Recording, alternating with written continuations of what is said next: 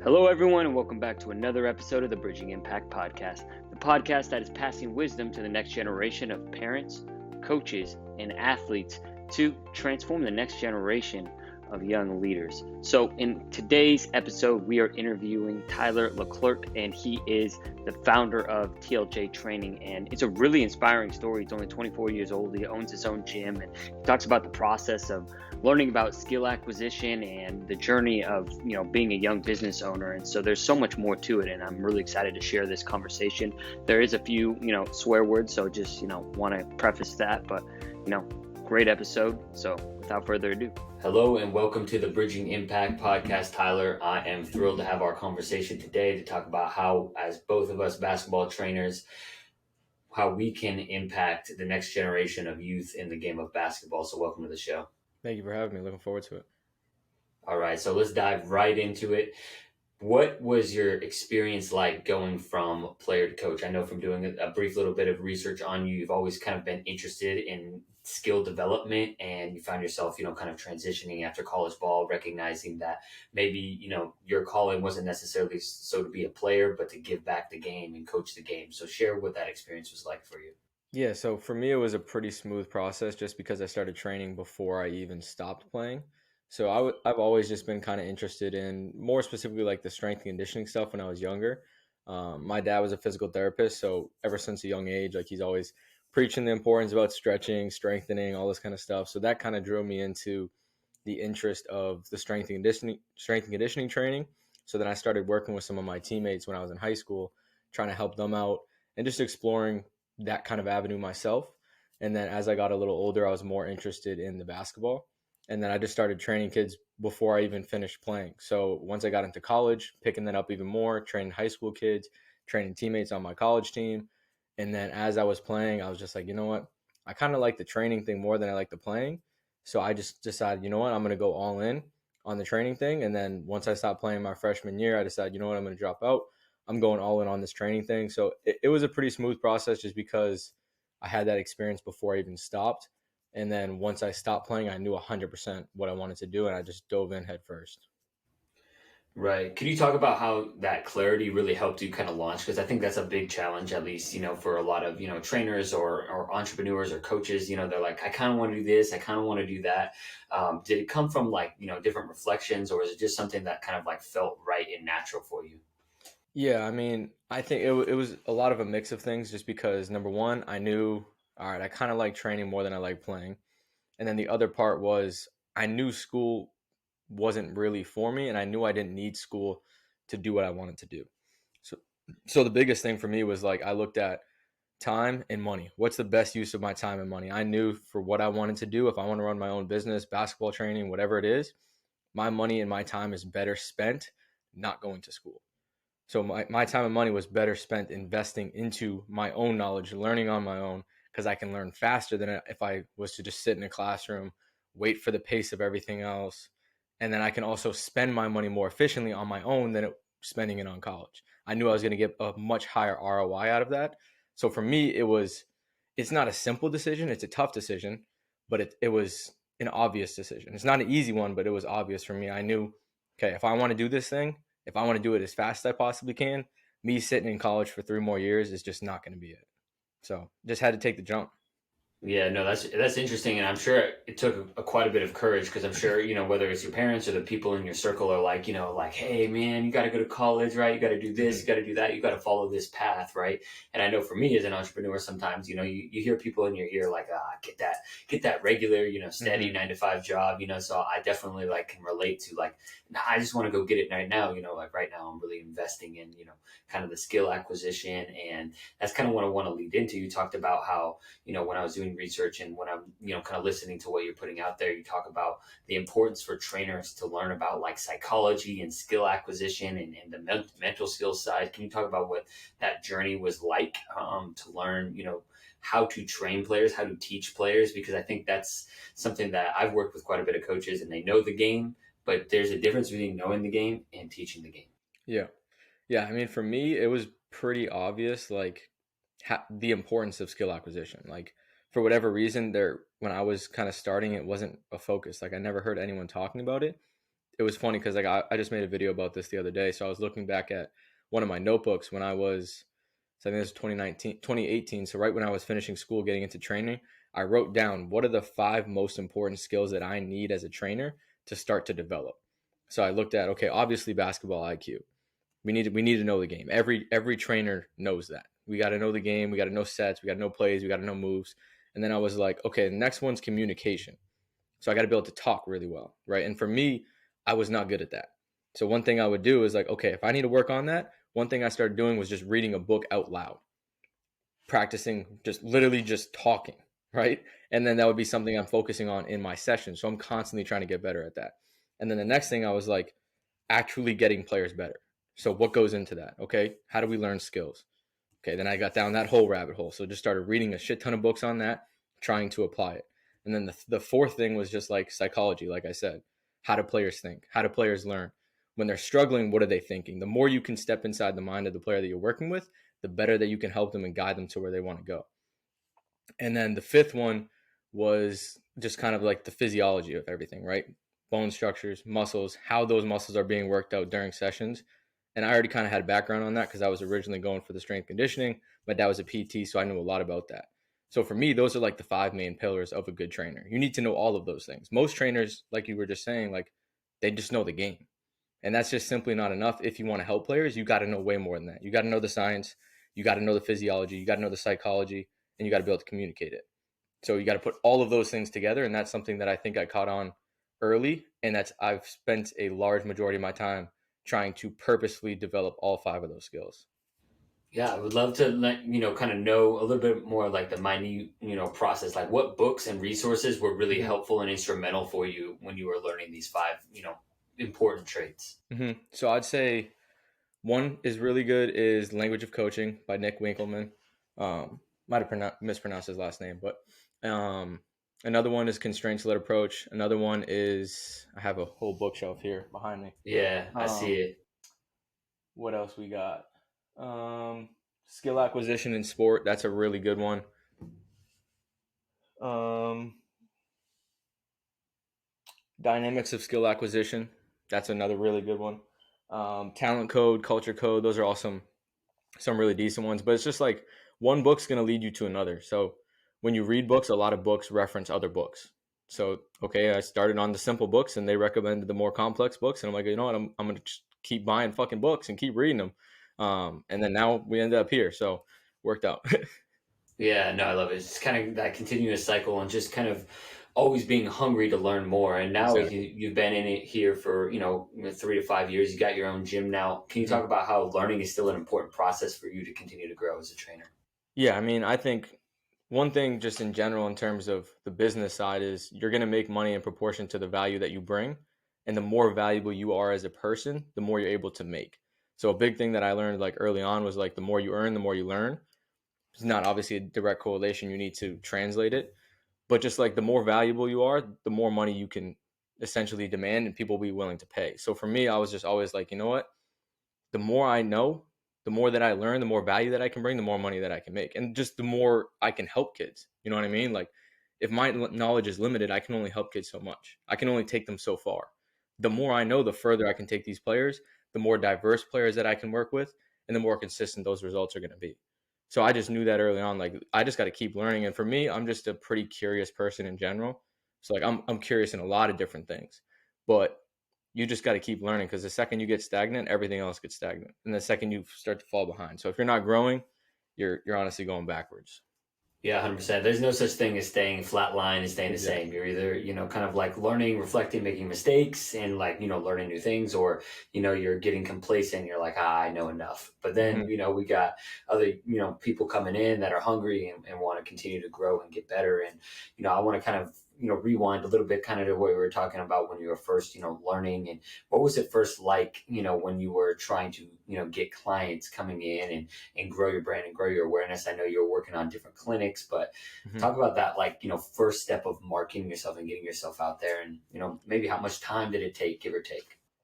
Yeah, I think like when I was first starting, it was just doing a lot of stuff for free, trying to work with higher level players and just show that I can provide value. So I take a Division One kid, I'd be like, hey, let's work out for free. I'm just going to show you how good of a trainer I am. And I would just give my absolute all to that session. Like if it was a D1 kid, if it was D2, D3, any film that I can get on that kid, I'm studying. So there was a couple like Division One kids that I had where I'd study like 10 to 20 hours of film on that one kid before I even stepped into the session. So like one of the kids I was training was like a Boston College kid, and I came in and like he didn't know I did any of the research on him, but I was like, yeah, you seem to like you shoot like a lot lower percentage when you do this. And like you tend to make mistakes in these situations. And I was so specific with my feedback that he was like, oh shit, like you actually know what you're talking about. You actually put in your homework. So that's like a good way to start getting those kids. But just the biggest thing that I took pride in was just doing a great job. Like anything that I could do for that kid that I was doing.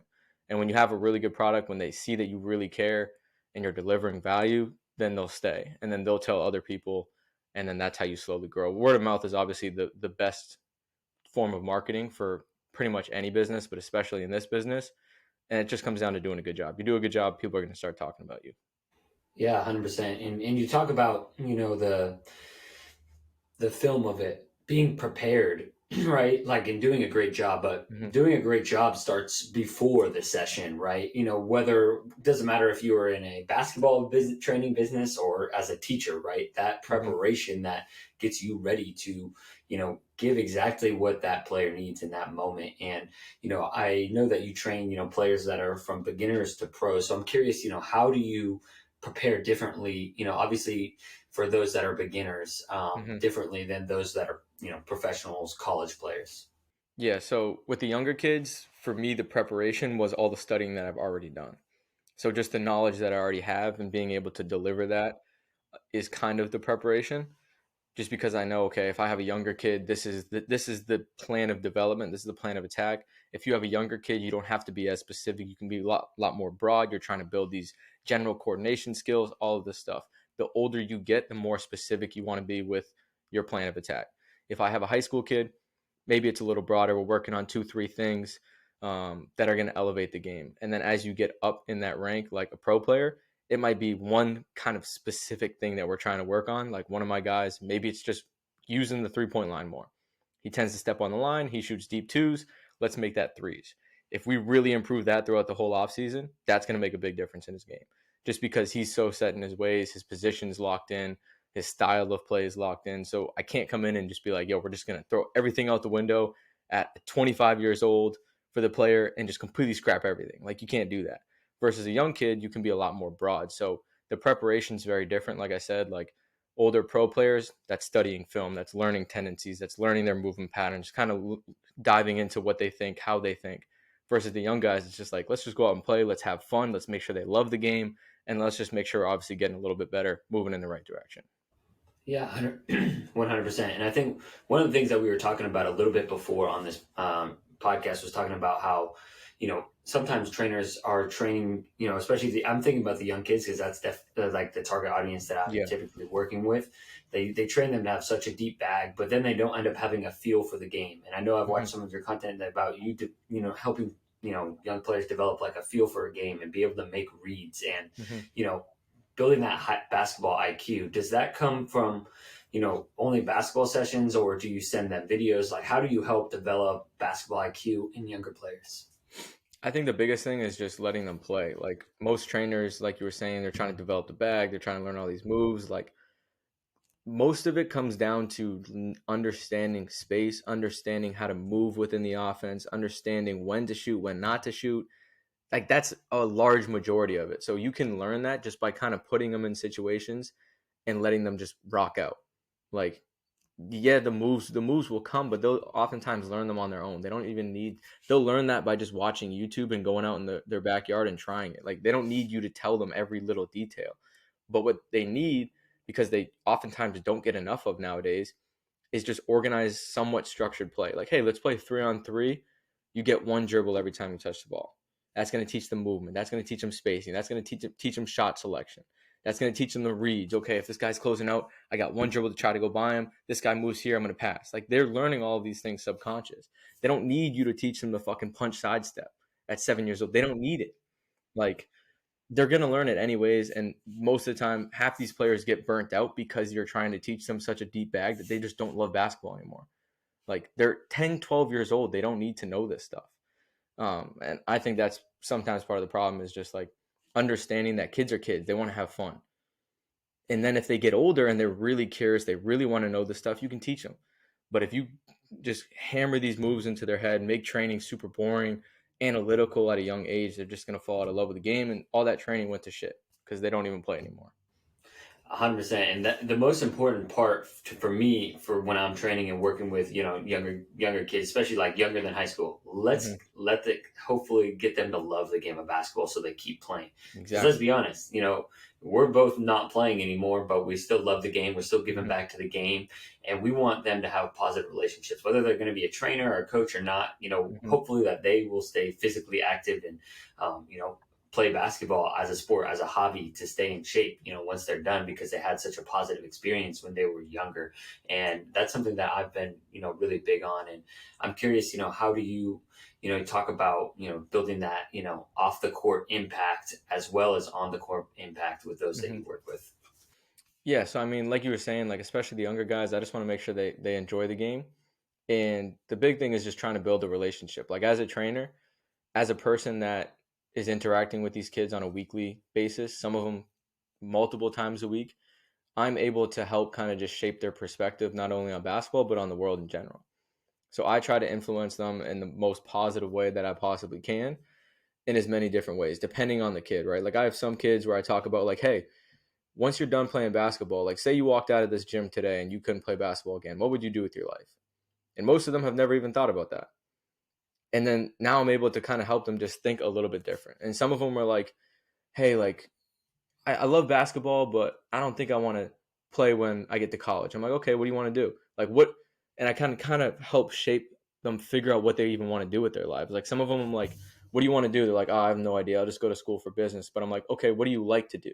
And then I kind of help them figure out like, hey, I like doing this. I'm going to try to go for this job, or I'm going to try to start my own business doing this. And like, because I started my own business, I didn't necessarily go to college. I'm an example of, hey, like you don't need to do the traditional thing. If you have a passion, you can go and chase it. I'm the example for them. And I just try to be the inspiration. If the kid needs inspiration, I'm the guy who can keep them on track, keep them motivated, keep them disciplined. Like, hey, I see you're hanging out with these kids. It's not necessarily good. Maybe try to go hang out with different kids, right? So there's a lot of different ways that I can influence kids in a positive way. And that's really all I try to be. If the kid needs motivation, I can be the motivation. If they need someone to just be stern with them, I can be that. If someone needs like a big brother figure, I can be that as well. So really it's just making sure the kids love the game, make sure the kids love coming to train. They love the process, and then I can just hopefully, influence them in a positive light. And I love everything that you're saying, because you're kind of, without saying it, you're saying you're meeting the kids where they're at, and you're meeting your athletes where they're at. You're meeting the humans where they're at, right? Whether they're young players all the way up to professionals, right? Professionals probably need different coaching, different training, and just being able to honestly just listen and understand, where they are at in their lives, and asking those questions and recognizing that, you're kind of talking about the art of coaching, not necessarily the science and the technicality, right? What do these players need right now in this moment? Exactly. And for a lot of the kids, it's just like teaching them what hard work is, teaching them it's okay to mess up. Because I've had a lot of kids who, just because of the way their life structured, they have really strict parents, school's really strict, they're afraid to make mistakes on the court. And I'm like, hey, that's going to translate to life. Like, if you're so scared to make a mistake here, what do you think is going to happen when you go in life? You're not going to take risks. You're not going to go travel because you're afraid of everything. So some kids, it's just been like, hey, like this is a safe space. It's okay to mess up. That's the only way you learn. And even just that for them can like completely change the way that they live their lives. But 100%, it's about meeting them where you're at. I think a lot of coaches, whether it's the skill thing and just the mental thing, they just try to pound their specific message, their specific way of doing things to that player, and it's all about meeting the player where they're at, giving them what they need, exactly like you said. Yeah, and you make a really good point that I believe, how I train, my philosophy probably similar. Is like I don't want the athletes that are playing for me or training with me to be fearful of making a mistake trying to do something. Now I don't want them, team that I'm coaching to do silly one-handed passes all the time, the mistake that they can control, right? But I want them, I think specifically probably what we're talking about is I want them to push themselves out of their comfort zones, whether it's, some ball handling, they make a mistake. I'm like, yes, that means that shows me that you are pushing yourself out of your comfort zone and teaching them how to work hard and make those mistakes. Because I think sometimes this is one of the first things that I learned as a coach. I would just tell them to do something. I knew how to do it, but I didn't teach them how to do it and like how to do it correctly and how to do it with effort and enthusiasm and all these, different things that again will translate later into life. Yeah. So transitioning into, you talked about kind of you talking about your business and starting your business. I would love to know, what that journey, what that process was like to get a gym, because I'm sure that was a very challenging aspect of growing a business. Yeah. So for me personally, it was like a 3-year journey to get to that. I knew as soon as I started training, when I was training at other facilities, I didn't like the fact that I had to organize my entire business and I can operate based on some other gym schedule. So like, hey, we only have the gym 3 to 5 today, or hey, you can't train this weekend because we have an AAU tournament. Like for me, that just really pissed me off. So I was like, I need to be able to have complete control over my business. So I knew, okay, I'm coming to train. I'm making this money so I can get my own gym. So I can have that control, so I can have more opportunities provided to me by having my own gym. So I was training for about 3 years, pretty much at the same exact spot, 5, 6, 7 days a week sometimes.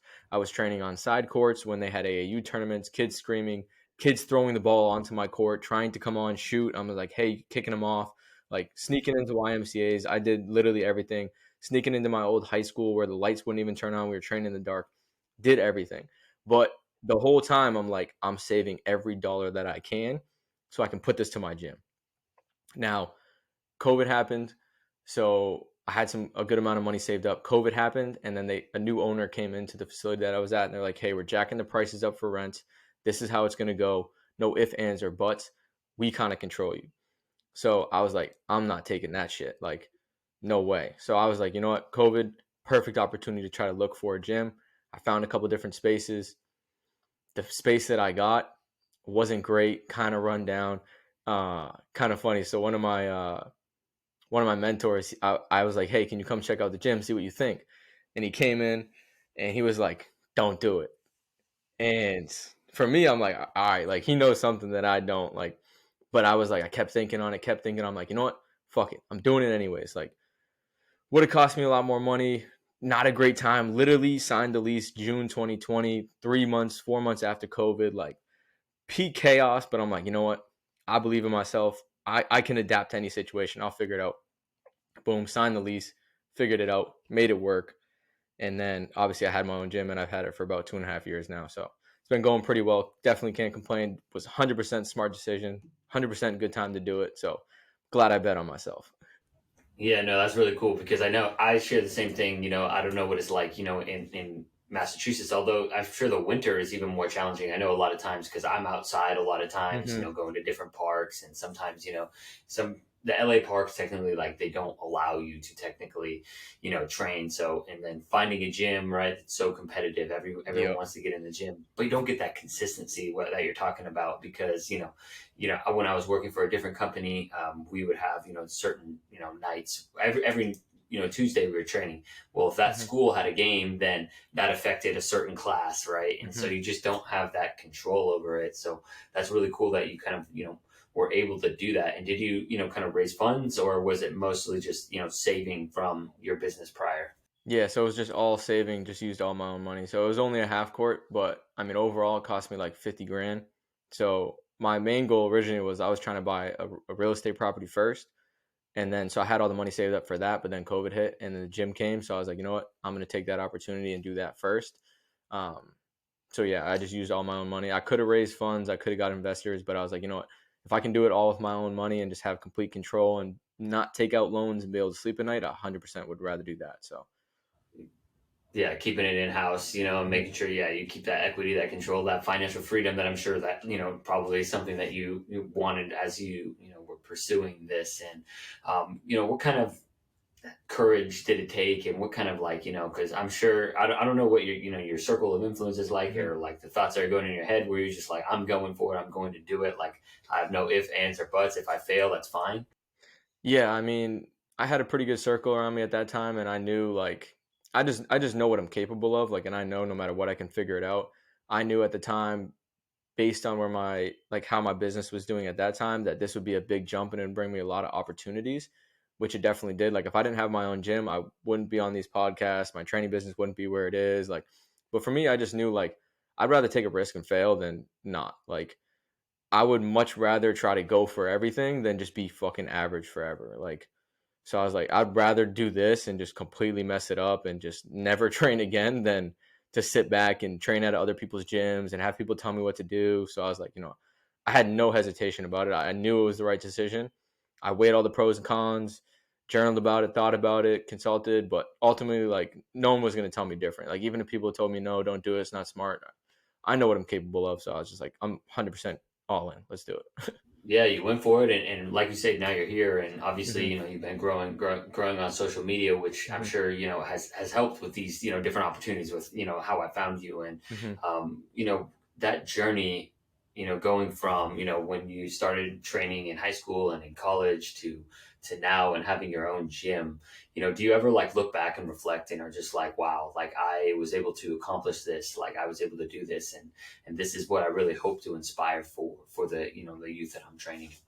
Yeah, it's definitely really cool. Like one frame of reference that I try to use, and I think a lot of people can take value from, is like, what would your 12-year-old self think of you? Like if my 12-year-old self or 16-year-old self could meet me now and know what I'm doing, like they'd be like, "Yo, that's dope. Like good for you. Like that's sweet." Like they look up to me. You know what I mean? So that's like kind of always what I want to do, and like I hope that my 30-year-old self like or my current 24-year-old self looks up to my 30-year-old self. So always just trying to take that frame of reference and be like, make sure you're living right. You know what I mean? Like if you're working a 9 to 5 now and you have these dreams and aspirations in 5 6 years, and you look back and you're like, I don't think, like, I'm not proud. Or you can look forward and be like, if I'm doing this in 5 years, would I be proud of myself? And if the answer is no, then you got to change something. So like for me, I just knew like, hey, my 12-year-old self, my 16-year-old self would be proud of where I'm at now. So I'm doing something right. You know what I mean? So it's a good frame of reference for me. I think to look back and reflect on that. But obviously, I always want to keep pushing and do more. So Yeah, I love that. So what is, kind of, channeling, fourth quarter energy? What is, kind of the next steps that you are hoping to take, your training business to? And also, this is a side note question that just kind of popped up is like, how have you, transitioned to also doing online training? hmm yeah, so that's kind of where I'm trying to take things a little bit more, is really expand the online, just because I have a lot of followers in a lot of different places. So if I'm just doing in person stuff, I'm not able to help as many people as I possibly can. So really trying to provide a lot of good opportunities online for people to train with me, and then obviously continuing to expand the in person. So that's kind of the two like main areas of my business, where it's the online stuff, programs, kind of mentorship, consulting, and then the in person, where it's the gym, in person training, having other trainers, renting out the facility. So the goal in terms of the facility is to open up another facility, preferably like I have a written out, drawn example of exactly what I want my next gym to look like, at least in this area, and then hopefully open another gym or invest in other gyms for people. So, say like you wanted to open a gym and you're like, hey, I need a little bit of funding, be able to kind of be an investor, kind of be a consultant in terms of you opening, running your own gym, all that kind of stuff, and just have like an ownership piece and have a couple of other gyms across the country that I'm helping people do. And then the online is just continuing to expand, have the biggest reach possible, and just maximize that. So, Yeah, I love that. Obviously, your big thing is, impacting the game and just being able to give that back and hmm really provide as much value as you can. And that's what leads to a successful business. That's what leads to impact on people that, hmm hopefully they'll go on and, bridging impact is all about literally hoping to bridge impact to them so they can bridge impact to the next generation. And I really love exactly. the mission that you're on. And I really excited for, what's to come for you. I'm curious, for the, last couple of minutes, what would your last, kind of piece of advice be for, either, young trainers or even young athletes that are, aspiring to something greater and, having their own gym one day, whatever that gym is, for them and their goals? I mean, I would always just say, just kind of take the frame of reference, like I was saying, like, what would your younger self think of you? Like, what are your real dreams deep down? Not what like society tells you, not what you think you should be doing, but like, what do you actually want to do? Like, if your whole dream is to just be able to draw every single day and make art, like, how can you reverse engineer your life so that you can do that? Like, and just try to eliminate all of the constructs that society will put on you. You should do this, you should be making this money, you should be living here, this is how you should be living your life. Like, try to eliminate as much of that as you possibly can, because a lot of people are going to tell you what you should be doing. And like, if you can just live as true to your life as you possibly can, I think that's the best way to do it. So figure out the life that you want to live. Where do you want to live? Who do you want to live with? What do you want to do on a daily basis? And then just try to reverse engineer exactly how you want to get there. And don't worry about what people are going to think. Because I think the funniest thing is, like, most people deep down, it's natural. We kind of do things based on what people are going to think about us. It's the tribe mentality. It's hardwired in our brain. But like, at the end of the day, when you're on your deathbed, you're not going to be thinking, oh, this person thought this about me when you're 90 years old. Like, that's just not going to happen. So it's like, what would your 80-year-old self regret? And make sure you don't regret that.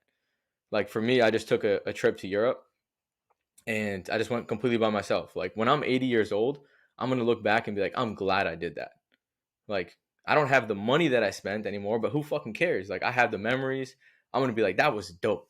So like, what would your 80-year-old self think when you're sitting in a rocking chair? What do you want your life to look like looking back? And then make sure you do that. There's no better way to put it. I appreciate your time today, Tyler. Where can people find you and find your content, and hey, maybe even train with you as well? Yes, you can find me at TJL Training on Instagram. You can find me at tjltraining.com and at TJL Training on YouTube. So that's where I post all my content. You can email me. I have my email on my website. So if you have any questions, reach out. And then if you want to train, you can also find that on the website as well. Appreciate that. Thanks for sharing your wisdom today, Tyler. I got, a couple pages of notes, and it's been, a real big, inspiration for me as someone who's, trying to follow in your footsteps. So I appreciate everything. Absolutely. Thanks for having me. You too. Thank you for listening to this episode of the Bridging Impact Podcast. We'd love it if you would like, subscribe, leave a comment and a review on whatever platform you're on. It's the best way to help us grow. We appreciate you for doing that. We'll shout you out on social media. I'd also love if you connected with me on social media. Let me know your thoughts. And this is why I do it. I want to share knowledge and wisdom from experienced leaders to people like yourself and myself, so we can have this dialogue and move forward, make an impact on the world. So stay tuned, stay subscribed. Cheers.